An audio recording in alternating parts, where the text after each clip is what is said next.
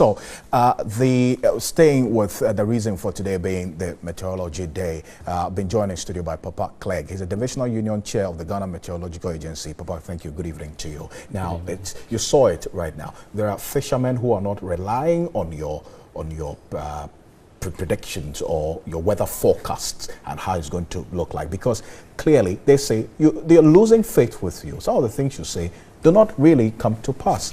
What exactly is happening with the Meteorological Agency? Let me say that because they are not dependent on scientific weather. What they are depending on is the old traditional way of observing the weather, where they could look at the horizon and say that because there is a cloud to the eastern part of the country, it's going to rain. But you know what's interesting? It's working for them. No, and I want to say that is try your luck. That is what they are using.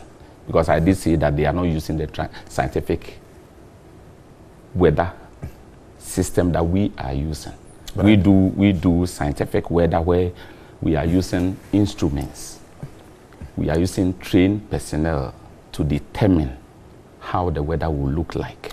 But in the olden days, you realize that once they are fishing and they look into the skies and then they see a cloud of a certain color, they will come out to say that because a cloud that I will say is a stratocumulus cloud that provides rainfall.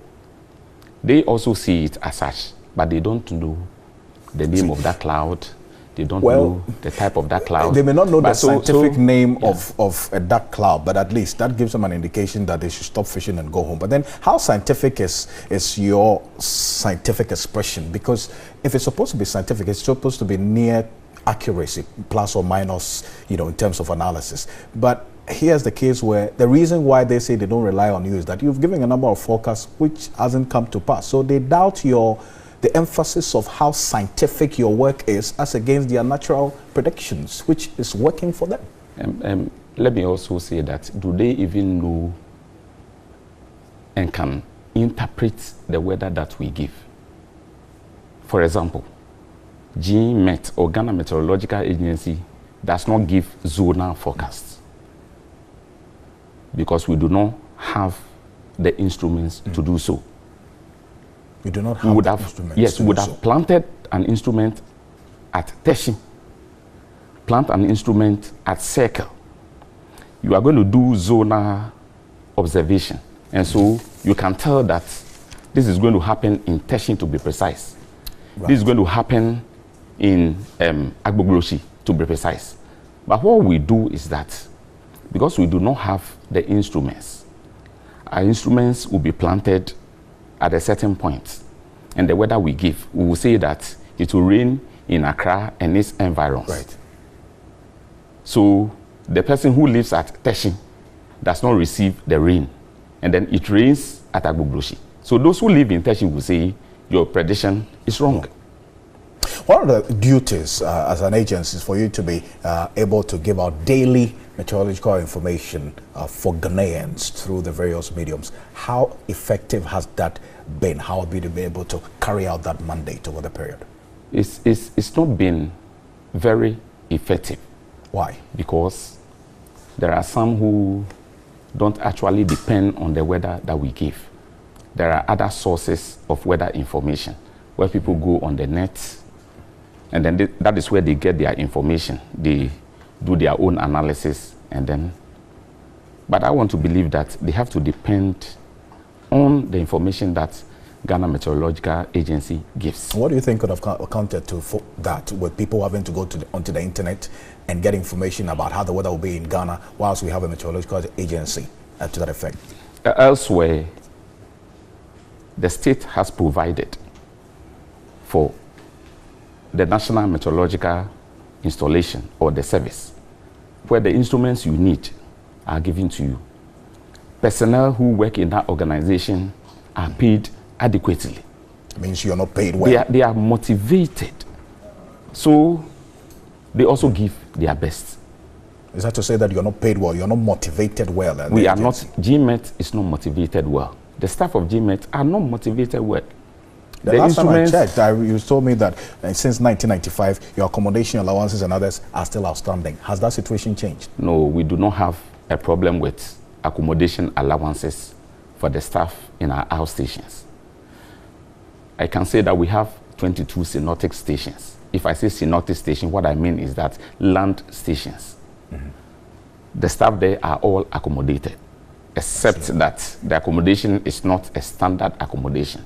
Some are living in single rooms, so you cannot call that a standard accommodation. So for accommodation, but if you come to Accra, where international standard demands that my staff should be close to the airport, we have quarters at license office, where we call license office, close to the police station. Right. And when you go there, the staff living there are virtually in cubicles. In cubicles? They are in cubicles. Small rooms, and then you have maybe one flat. You have about 3 people sharing that flat. So I can say that we are not well motivated.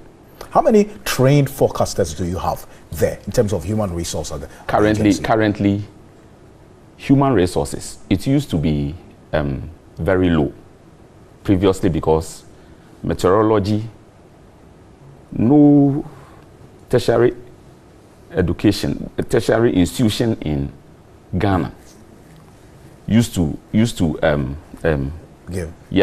train staff in meteorology. Right. But as we speak, Kwame Nkrumah University of Science and Technology and the University of Cape Coast are now up with this program. So we have a lot of these students who come out of these institutions joining Ghana Meteorological Agency.